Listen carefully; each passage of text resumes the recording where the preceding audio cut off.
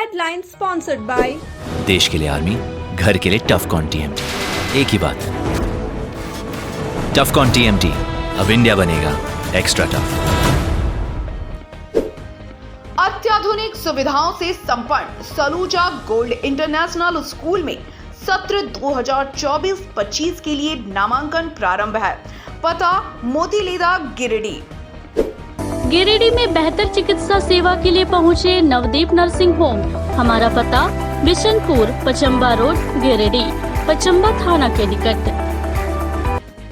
Electric उपकरणों में 38 वर्ष पुराना नाम अनीता इलेक्ट्रिक स्टोर और अब नए रूप व फ्लेवर में आपकी सेवा में तत्पर है।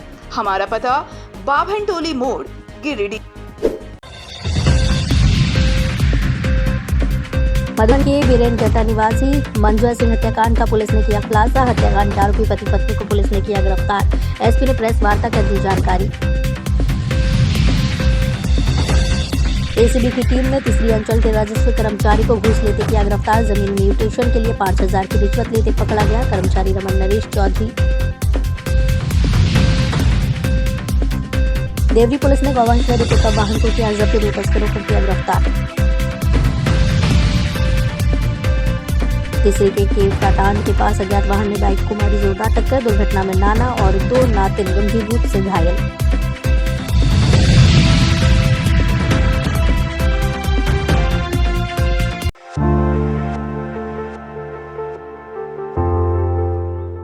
गिरिडीह जिले के मधुबन थाना क्षेत्र स्थित बीरेनगढ़ निवासी 45 वर्षीय मंजू शर्मा हत्याकांड मामले का पुलिस ने उद्भेदन कर दिया है। इस मामले में पुलिस ने 2 आरोपियों को भी गिरफ्तार किया। सोमवार को एसपी दीपक कुमार शर्मा ने प्रेस वार्ता कर इसकी जानकारी दी।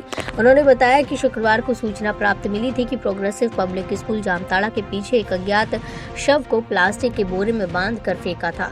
सूचना के सत्यापन एवं आवश्यक कार्रवाई के लिए पुलिस पदाधिकारी पहुंचे तो पाया कि एक सफेद रंग के प्लास्टिक के बोरे में खून से लथपथ शव है। इस दौरान जांच में पाया कि पूरे शरीर पर जख्म के निशान है। इस घटना के संदर्भ में चौकीदार रामलाल राम के फर्द बयान के आधार पर डुमरी थाने में कांड संख्या 25/2024 दर्ज की गई। घटना की गंभीरता को देखते हुए गांड के उद्भेदन के लिए अनुमंडल पुलिस पदाधिकारी डुमरी सुमित प्रसाद के नेतृत्व में एक विशेष टीम का गठन किया गया। गठित टीम द्वारा काफी तत्परता पूर्वक प्रोफेशनल एवं साइंटिफिक तरीके से कांड का अनुसंधान करते हुए अज्ञात मृतक के शव का पहचान कराया। इसके बाद पुलिस ने जांच करते हुए अब प्राथमिकी अभियुक्त खेमलाल महतो को हिरासत में लिया। इस दौरान पूछताछ के क्रम में उसने अपराध स्वीकार कर लिया और बताया कि मृतक इनकी पत्नी को अकेले पाकर छेड़छाड़ एवं परेशान करता था। इसी कारण दोनों पति पत्नी ने मिलकर अपने घर में मृतक मंजू शर्मा की कुल्हाड़ी से मारकर हत्या कर दी एवं शव को प्लास्टिक के बोरे में बांधकर 4 पहिए इको वाहन में लादकर डुमरी थाना अंतर्गत प्रोग्रेसिव स्कूल के पीछे जंगली झाड़ी में फेंक दिया था। एसपी शर्मा ने बताया कि अपराध स्वीकारोक्ति बयान की निशानदेही पर कांड में प्रयोग किया गया हथियार और 4 पहिया वाहन बरामद किया गया। वरीय पदाधिकारी के निर्देश पर फॉरेंसिक टीम और फिंगरप्रिंट विशेषज्ञ द्वारा साक्ष्य संकलन कराए गए। वहीं मामले में खेमलाल महतो और उसकी पत्नी अंजू देवी को गिरफ्तार किया गया। दिनांक 23 तारीख को सूचना प्राप्त हुई थी कि डुमरी थाना अंतर्गत जामताड़ा के पास में रेलवे ट्रैक के पास में एक अज्ञात युवक का शव बोरे में भरकर फेंका गया है और तत्काल इसकी सूचना थाना प्रभारी के माध्यम से प्राप्त होने के बाद डीएसपी को, इंस्पेक्टर को मौके पे भेजा गया और वहाँ पर जो भी शव था वो बहुत ही बुरी तरह से उसकी हत्या की गई थी और इसके उद्भेदन के लिए एक टीम अनुमंडल पुलिस पदाधिकारी डुमरी के नेतृत्व में बनाई गई थी और उनको निर्देश दिया गया था कि किसी भी परिस्थिति में पहले इसकी पहचान करें और पहचान करने के बाद जो भी इस हत्या में शामिल हैं उसकी तुरंत से गिरफ्तारी करें। और इसी क्रम में एसडीपीओ डुमरी के द्वारा कार्य करते हुए उस घटना में शामिल जो हत्या में शामिल थे उनकी गिरफ्तारी की गई है और गिरफ्तारी के बाद उन्होंने कन्फेस किया है कि उन्होंने पति और पत्नी दोनों मिल करके इस व्यक्ति की हत्या कर दी थी। यह व्यक्ति बिहार का रहने वाला था और काफ़ी दिनों से यहाँ मधुबन में काम करता था। हत्या के पीछे कुछ कारण स्पष्ट रूप से सामने आए हैं और हत्या में शामिल जो भी हथियार थे उन सभी की बरामदगी की जा चुकी है। पुलिस के द्वारा इस मामले में बहुत ही वैज्ञानिक ढंग से अनुसंधान किया जा रहा है।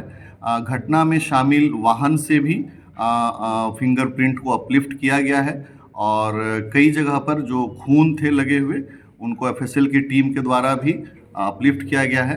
पूरे घटना का जो अनुसंधान है वो बहुत ही वैज्ञानिक ढंग से कराया जाएगा तथा एफएसएल के माध्यम से भी जो भी जांच रिपोर्ट आएगी और उसको जो है हम लोग पूरी तरह से कोशिश करेंगे कि इस घटना में जो अभियुक्त हैं उसको सजा दिला सके। और साथ ही गिरिडीह पुलिस का ऐसा मानना है कि इस कांड को हम लोग स्पीडी ट्रायल में ले जा करके जल्द ही जल्द अभियुक्त को सजा दिलाने का हर संभव प्रयास करेंगे।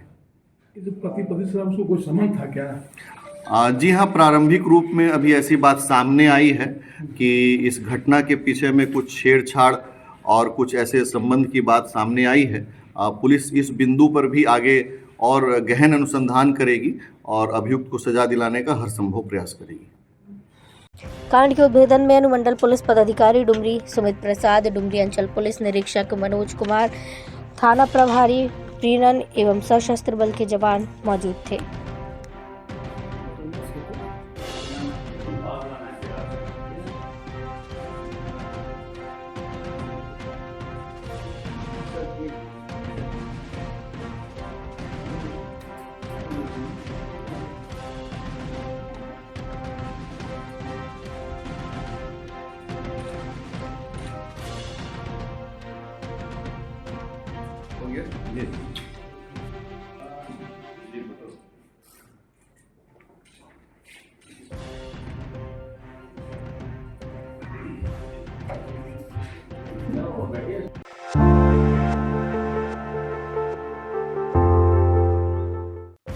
गिरिडीह जिले में फिर एक घूसखोर कर्मचारी एसीबी द्वारा रंगे हाथ घूस लेते धरा गया। घूस लेने वाला तीसरे अंचल का राजस्व कर्मचारी राम नरेश चौधरी है। बताया जाता है कि जमीन म्यूटेशन करने के एवज में कर्मचारी राम नरेश चौधरी ने गुमगी निवासी भाजपा नेता नरेश यादव से 15,000 रुपए घूस की मांग की थी। कर्मचारी ने नरेश यादव को इस 15,000 में सीओ और सीआई का भी हिस्सा होने की बात कही थी, जिसके बाद नरेश यादव ने भारतीय सूचना अधिकार रक्षा मंच के केंद्रीय सदस्य सह भाजपा के तीसरी मंडल अध्यक्ष सुनील शर्मा की मदद से एसीबी टीम से इसकी शिकायत की। शिकायत के बाद टीम ने जांच किया और फिर प्लान के मुताबिक आज 5,000 रुपए लेते टीम ने उसे रंगे हाथ दबोच लिया। कर्मचारी के पकड़े जाने की सूचना पर अंचल कार्यालय में लोगों की काफी भीड़ लग गई।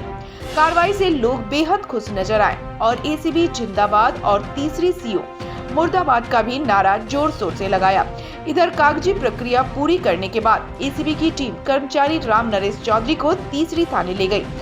टीम में डीएसपी राजेंद्र प्रसाद सिंह, इंस्पेक्टर राजेश कुमार यादव समेत लगभग 1.5 दर्जन एसीबी कर्मी शामिल थे।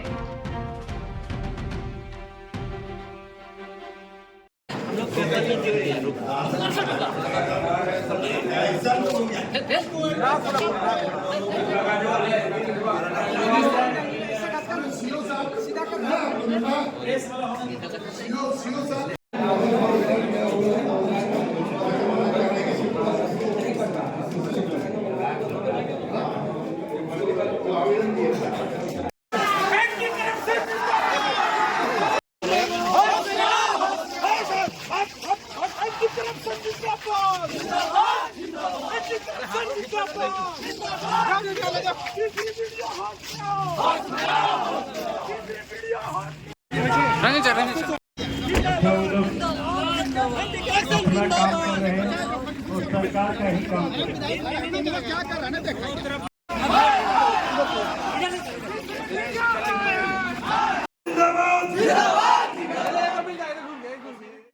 इस बाबत शिकायतकर्ता नरेश यादव ने बताया कि उन्होंने अपनी 23 डिसमिल जमीन के म्यूटेशन के लिए बीते वर्ष के 9वें महीने में अंचल में आवेदन दिया था, लेकिन सरकारी बाबुओं ने उन्हें कई महीनों तक अंचल कार्यालय का चक्कर लगवाया, जिसके बाद उन्हें कर्मचारी राम नरेश चौधरी से संपर्क करने की बात कही गई।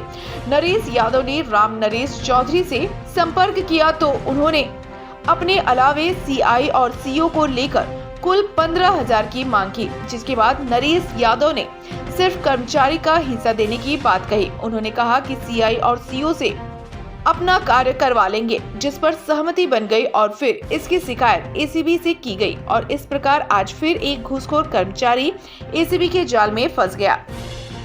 मामला यह है कि हमने जो है सो 9वें महीने में 23 डिसमिल जमीन ऑनलाइन के लिए तीसरी अंचल कार्यालय में आवेदन दिए थे, जो अब तक नहीं हो पाया।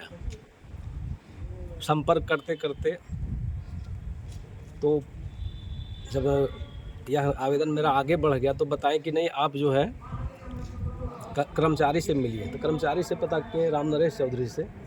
तो सबसे पहले वो बोले कि ये तो अभी होगा ही नहीं, हम लोगों के पास बहुत सारा काम है, अभी नहीं कर पाएंगे, इसलिए अभी नहीं हो पाएगा। तो बार बार घूमते लोग लास्ट में बोले कि देखिए आपको जो है सो 15,000 रुपया लगेगा करवाने के लिए, 5,000 रुपया हम लेंगे, 5,000 CI लेगा और 5,000 रुपये जो है CO लेंगे। तो हम बोले कि नहीं, आप अपना वाला पैसा ले लीजिए, ठीक है, बाकी CI CO का जो पैसा होता है वो हम अपने से करवा लेंगे। तो यह सूचना जो है सो हमने जो है सो SCB टीम धनबाद में जा कर के दिया। वहाँ से जब दिया फिर इसका जो है सो वेरिफिकेशन भी हुआ, जांच भी हुआ। जांच में सत्य पाया गया कि नहीं 15,000 रुपया मांग रहे हैं। तो उसके बाद आज जो है आकर के जो है सो ट्रैप किया गया और इस काम के लिए में जो है सो हम लोग के सहयोग किए हमारे जो है सो मंडल अध्यक्ष सुनील शर्मा, दिनेश विश्वकर्मा और ब्रह्मदेव यादव। इन लोगों ने चंदा मिलाकर पैसा दिया, लगभग जो 8-10 हज़ार रुपये खर्चा हुआ है, चंदा मिला कर पैसा दिया कि नहीं, एक कर्मचारी बहुत बदमाश है, इसको किसी प्रकार से यहाँ से मतलब जो गलत कर रहा है, गलत का सज़ा ज़रूर मिलना चाहिए। और खर्चा कहाँ हुआ? 8-10 हज़ार का बता रहे हैं। आने जाने में खर्चा कह रहे हैं 5। एंटी करप्शन ब्यूरो धनबाद के टीम ने आकर के भ्रष्ट कर्मचारी राम नरेश चौधरी को 5,000 रुपये रंगे हाथ पकड़ लिया। इन्होंने मतलब ऑनलाइन के लिए 5,000 रुपये मांगा था, मेरे से भी मांगा था, ब्रह्मदेव यादव से भी मांगा था, नरेश यादव से भी और दिनेश विश्वकर्मा से पैसा ले करके काम नहीं कर रहा था और पैसा मांग रहा था। आज हम लोग जब प्रताड़ित हो गए तो प्रताड़ित हो गए, उसके बाद धनबाद SCB टीम के पास संपर्क में गए। उसके बाद आज हम लोगों ने ये भ्रष्ट कर्मचारी को आज निगरानी के हाथों में रंगे हाथ 5,000 रुपया पकड़े हुए उसको जेल भेजने का काम।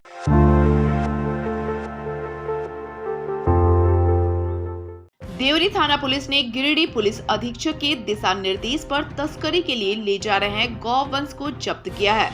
पुलिस ने गिरिडीह पुलिस अधीक्षक को प्राप्त गुप्त सूचना के आधार पर वाहन चेकिंग अभियान चलाकर पिकअप वाहन संख्या WB23F 6796 पर लोड 9 गाय एवं 2 बछड़ा को जब्त किया। पुलिस ने इस मामले में राहुल यादव पिता हरि विलास यादव, साकिन भेड़िया, महाराजा पोस्ट, रानी सागर थाना शाहपुर जिला भोजपुर और मोहम्मद मोनू पिता मोहम्मद मासूक, साकिन नया भोजपुर थाना डुमराव जिला बक्सर बिहार को गिरफ्तार कर न्यायिक अभिरक्षा में भेज दिया है।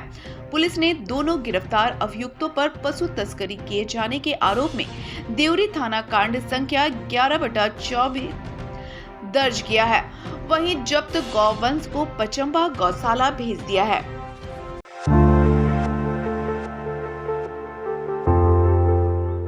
गिरिडीह CCL में अवस्थित कई धरोहरों को बचाने की शुरुआत हो गई है। CCL हेडक्वार्टर के द्वारा इन धरोहरों को बचाने के लिए एक टीम सोमवार को गिरिडीह भेजी गई। टीम में शामिल गिरिडीह एरिया के मॉनिटरिंग के GM HRD RK Pandey, GM civil Alok Chandra Maharana ने अफसर क्लब माइंस और CCL क्षेत्र में जारी विकास कार्यों का निरीक्षण किया। इस बाबत GM सिविल आलोक चंद्र महाराणा ने बताया कि ओल्ड स्टेटस यानी पुराने धरोहरों को संरक्षण करने के साथ उन्हें लाभकारी बनाने की प्लानिंग की जा रही है। उन्होंने कहा कि गिरिडीह एरिया काफी पुराना कोलियरी रहा है। यहाँ कई ऐसे धरोहर हैं जो अपने अंदर इतिहास को समेटे हुए हैं और आने वाले समय में उनकी कई उपयोगिताएं सामने आएंगी, जिसे देखते हुए उन्हें सजाया व संजोया जा रहा है। मौके पर CCL के महाप्रबंधक B Chaudhary, PO SK Singh, civil SOP Rishi Kumar, Ramanand समेत अन्य लोग मौजूद थे। लास्ट टाइम को ही बना देता हूँ। 1 करोड़ दिया था। स्विमिंग पूल वही मैं बोल रहा हूँ। कोई मतलब जो निकलेगा पानी ना भेजिएगा सर।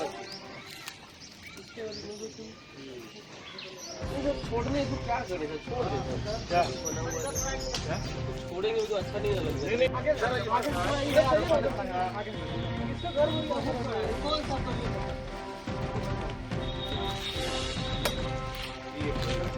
खेलना में देखते आओगे, उसी का खेलना करेगा कि मतलब अच्छा देखना।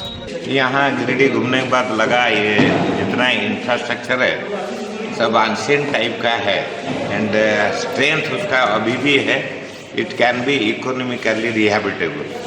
इतना बढ़िया है, इसको यूटिलाइजेशन के लिए, इफेक्टिव यूटिलाइजेशन के लिए अब जो कंट्री का डिमांड है कि एसेट मोनेटाइजेशन करना है, दो assets which are remaining added उसको सब ठीक करना है। तो गिरिडीह का इसका पोटेंशियलिटी बहुत बढ़िया है। ये माइंस प्रोडक्शन के साथ साथ जितना ओल्ड एसेट्स है ये एक तरीके से इसको रिनोवेट करने का ज़रूरत है, उसका रक्षण वेक्षण का ज़रूरत है।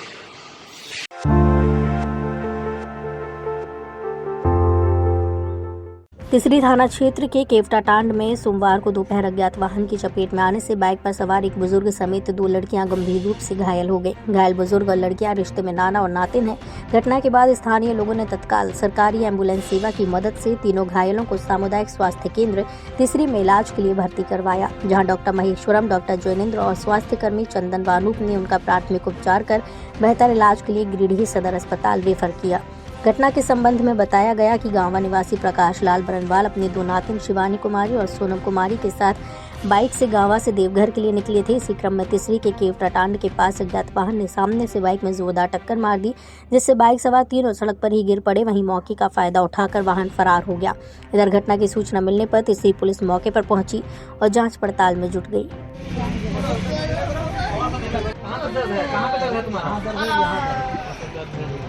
इसको भी रेफर करने से। हेलो,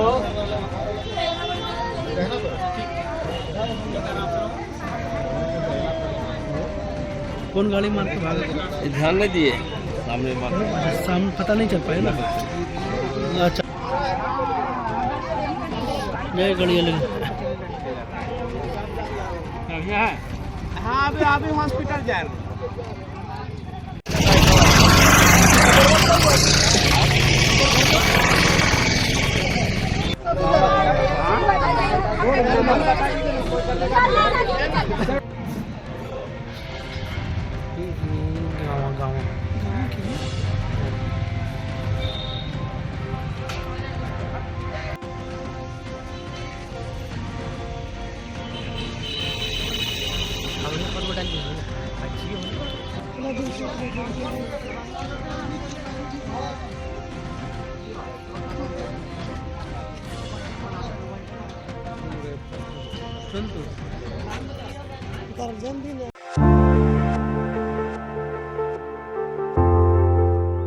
गिरिडीह प्रखंड के पांडेडी सिरसिया स्थित प्रकाश पुंज पब्लिक स्कूल गरीब बच्चों को निःशुल्क शिक्षा उपलब्ध करवाने के लिए स्कॉलरशिप योजना लेकर आई है।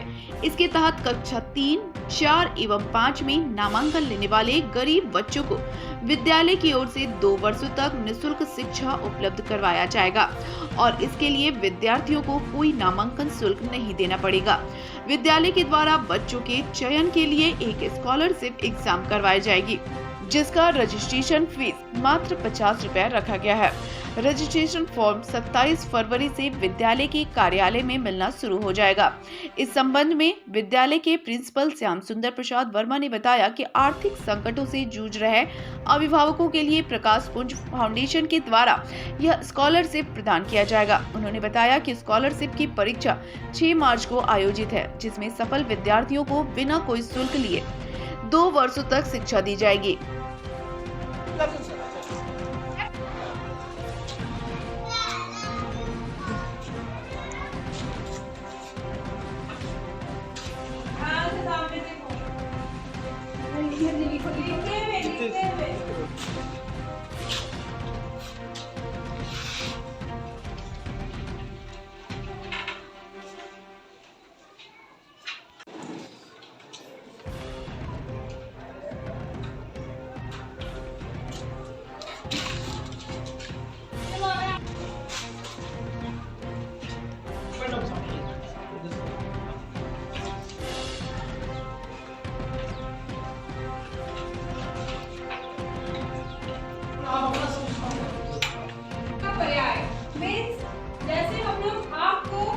भी बोलते हैं, नयन भी बोलते हैं, है ना। उसी तरह अमृत को क्या बोलते हैं? अमृत को आकाश नहीं, अमृत को आकाश। अमृत का भी पर्यायवाची शब्द है।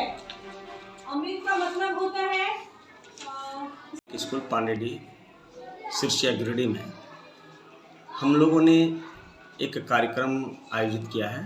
इसका उद्देश्य है कि वैसे अभिभावक जो आर्थिक संकटों से जूझ रहे हैं और जिनकी पढ़ाई बाधित होने की प्रबल संभावना है, ऐसे बच्चों के लिए हम लोगों ने एक स्कॉलरशिप की योजना बनाई है, जिसके तहत बच्चों को प्रवेश परीक्षा में बैठना होगा और प्रवेश परीक्षा में बैठ कर के स्टैंडर्ड 3, स्टैंडर्ड 4, स्टैंडर्ड 5 के लिए यह निर्धारित है। जो बच्चे इसमें सफल होते हैं वैसे बच्चों को हम 2 वर्षों तक उन्हें निःशुल्क शिक्षा देंगे।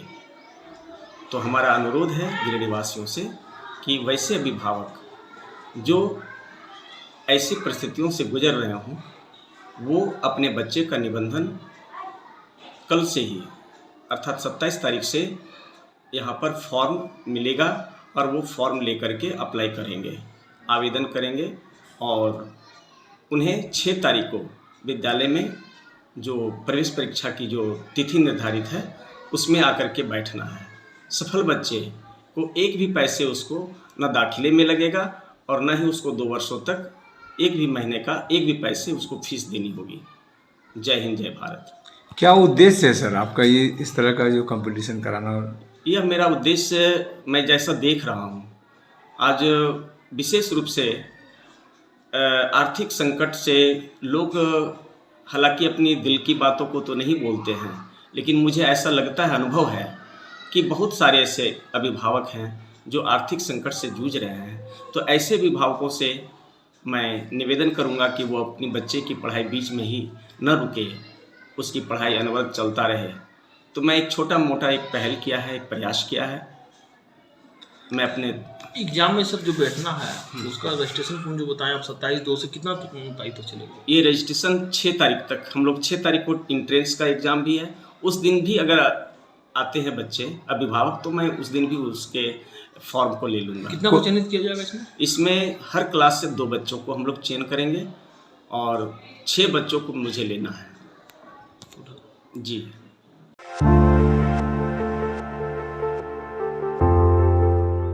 गिरिडीह प्रखंड सभागार में पंचायत सहयोगकर्ता का 3 दिवसीय प्रशिक्षण शिविर का आयोजन किया गया। 3 दिवसीय प्रशिक्षण शिविर में सदर प्रखंड के 5 पंचायत बजटोल, लेदा, पहाड़पुर, सिंधवरिया एवं अलगुंदा के GPFT के सदस्यों ने भाग लिया, जिनमें पंचायत सचिव, रोजगार सेवक, 2 वार्ड सदस्य, 1 महिला, SHG ग्रुप की महिला, JSLPS की महिला, PSS शामिल हैं।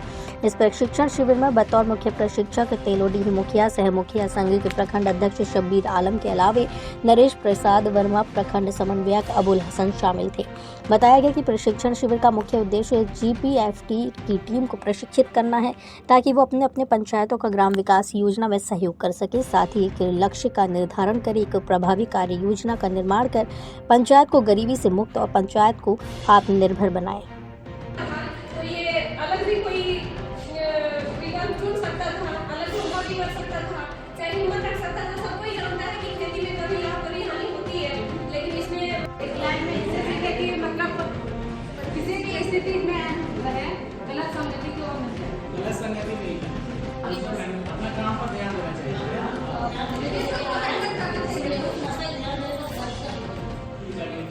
ठीक है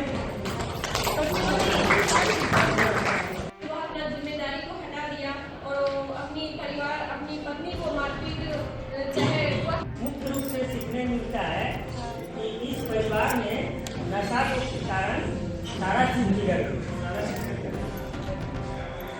परिवार में भी कलेश हो गया, लेकिन बात करना बंद कर दिया।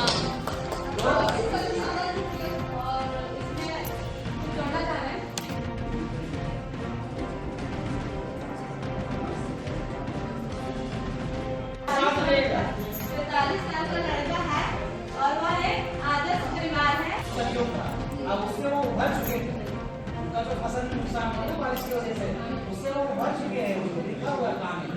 उसके बाद गलत संगत पड़ा है। जब वो फसल वाला जो है ना वहाँ तक वो सही था, वो एक आदर्श पति, आदर्श पिता था, आदर्श उसके बाद से उसका गलत संगत करने के बाद से वो जो शराब गलत है। मतलब मौसम खराब होने के कारण कुछ फसल की बर्बादी हुई।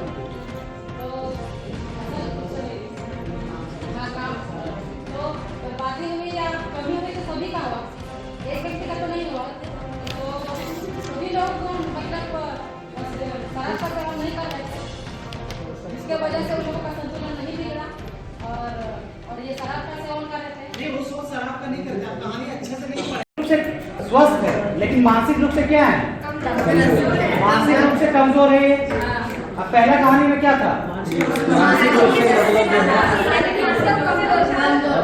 शारीरिक रूप से वो कमजोर थी, मानसिक रूप से स्वस्थ है। तो दोनों कहानी एक दूसरे के विपरीत है ना। इस कहानी से मुझे क्या सीख मिला, तो इसमें ये है कि लोगों को मौसमी फसल में ये निर्भर नहीं रहना चाहिए। और हरीश एक लड़का था जो कि वह पूरा फैमिली के साथ रहता था, लेकिन धीरे धीरे उसका जब उसको कोई परेशानी हुआ, खेती उसका क्षति हुआ, तो एकाएक वो गलत संगत में जाके वह बिगड़ गया और अपने घर परिवार को भी वह अपना जिम्मेदारी नहीं समझ के वह सबसे रिश्ता ऐसे करने लगा कि वह पुत्र, बच्चे, माता पिता सभी को अलग तरीके से उसे चलाने लगा। लेकिन वह गलत संगत में आने से उसे शराब का नशा लगने से उसका शारीरिक, आर्थिक, मानसिक सभी तरह से उसको चोट पहुंचती है और उसने यह नहीं देखा और गलत संगत करके वह शराब पीना शुरू कर दिया, जिससे काफी नुकसान हुआ। और अगर कोई गलती करता है, अगर पति पत्नी में झगड़ा होता है तो उसका प्रभाव उसके बच्चे पे भी पड़ता है। उसने आगे पीछे नहीं सोचा, संगत गलत आगे उसने ये कदम बढ़ा दिया। दूसरी बात कि पिछला कहानी में था कि प्रिया एक लड़की थी, वो काफी परेशानी बहुत सारी कठिनाइयों का सामना करते हुए पहले परिवार में सब खुशहाल रहते थे, परिवार में हंसी खुशी पूर्वक रहते थे, लेकिन वह काम के प्रति बहुत ही ध्यान रखते थे। वह अपने काम की जिम्मेदारियों को वह समझते थे। वह कभी भी किसी भी दिन काम में ना जाए ऐसा हो नहीं सकते थे। वह प्रत्येक दिन काम में जाया करते थे।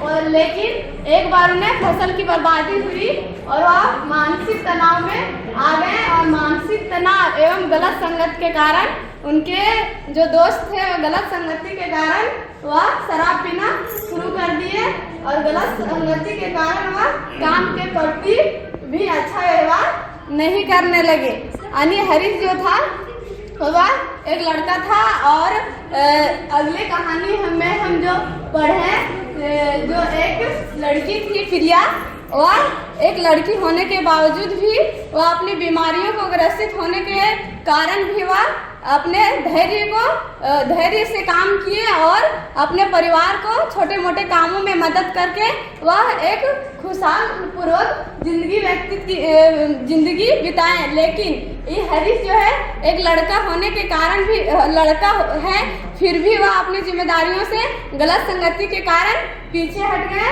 और वह अपने परिवार से दूर हो गए। इसके शराब पीने की वजह से और गलत संगति की वजह से वह परिवार से भी दूर हो गए।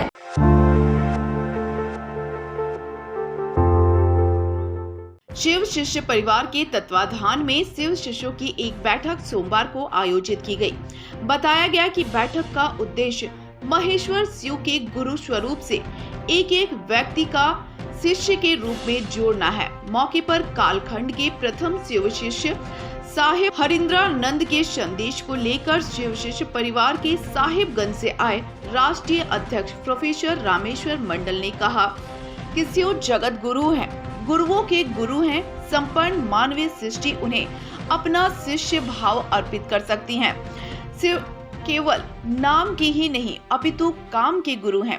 रांची से आए शिव शिष्य रणधीर ने कहा कि यह अवधारणा पूर्णतः आध्यात्मिक है, जो भगवान शिव के गुरु स्वरूप से एक एक व्यक्ति के जुड़ाव से संबंधित है। उन्होंने कहा कि शिव के शिष्य एवं शिष्याएं अपने सभी आयोजन शिव गुरु हैं और संसार का एक एक व्यक्ति उनका शिष्य हो सकता है। कार्यक्रम में भागलपुर से आए राम नारायण शर्मा ने कहा कि इस कालखंड के प्रथम शिव शिष्य साहेब हरिंद्रानंद के संकल्प पर खड़े हो जाना बड़ी बात है। कहा कि सभी को एक दूसरे का महादेव के आश्रय में जाने के लिए प्रेरित करना है। बैठक में स्थानीय गुरु भाई बहन मीरा सिंह, शारदा, सुशीला, सुमन, सुनीता, राजकुमार, धीरज, गिरजा, अरविंद आदि मौजूद थे।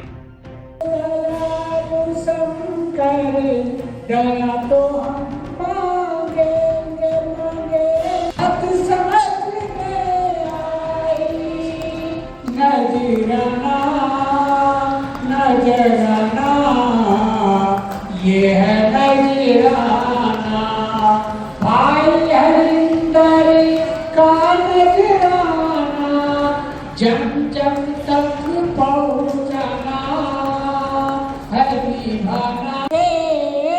सोई किस्मत जागे, नजराना नजराना ये है नजराना, नजराना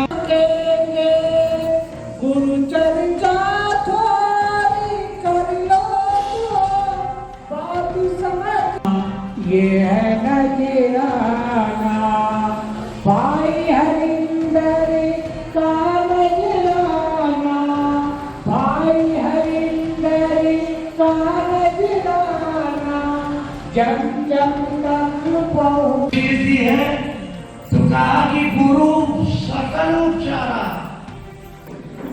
उन्होंने कहा कि हमने जांचा है शिव को, अपन सभी लोगों ने शिव को गुरु मान लिया होगा। सब लोग शिव, आप लोग हंसिए, आप मुस्कुराइए, क्यों? तीनों सूत्र है निभाना, नजराना नजराना। शिव को अपना गुरु बना करके हमको क्या करना है?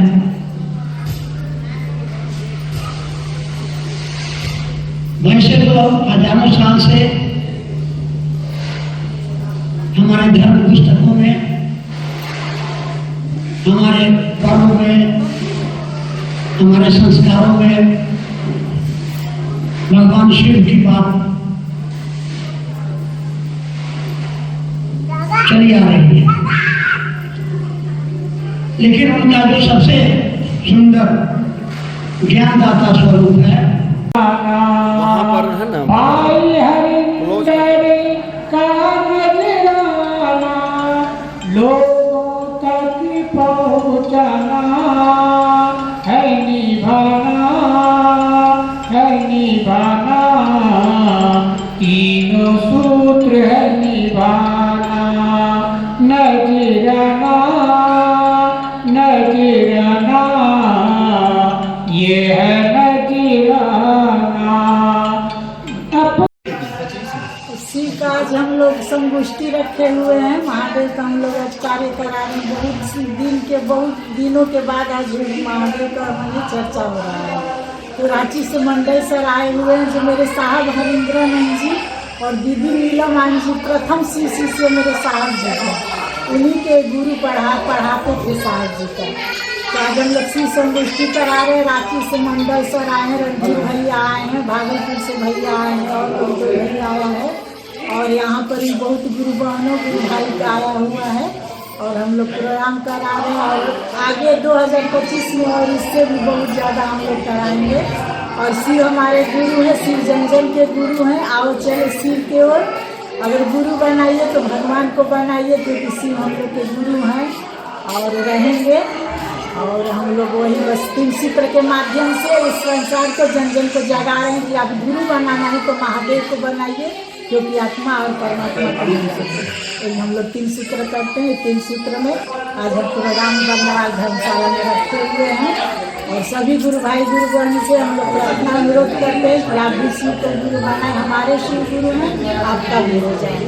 आओ चले शिव को है कि या आज शिव गुरु का एक संगोष्ठी हम लोगों ने गिरिडीह में रखा था और आज हो रही है यहाँ पे। तो संदेश उद्देश्य यही है कि हम जन तक ये बात लोगों को बताने का कोशिश कर रहे हैं कि शिव को हम लोग को गुरु मानना है और गुरु बनाना है। ये मुख्य रूप से ये उपदेश है कि हम लोग जन जन तक एक एक घर दरवाज़ा खटखटाएंगे और शिव को गुरु बनाना है, ये संदेशा घर घर तक पहुंचाएंगे। और गुरु हमारे जो महादेव गुरु हैं हम लोग के, ये परम दयालु हैं, जगत गुरु हैं, आदि गुरु हैं, सदगुरुओं के गुरु हैं। और हम लोगों के लिए तो सोच लीजिए कि जीवन है हम लोग का, जो भी है महादेव हम लोग सब कुछ पूरा करते हैं। महादेव तो हमारे यहाँ पर मंडल गुरु भाई आए हैं जो साहब हरेंद्रानंद जी के गुरु रहे हैं, वो उनको पढ़ाए हैं, वो आए हैं। और उनके साथ क्या नाम, रणधीर भैया भी आए हैं।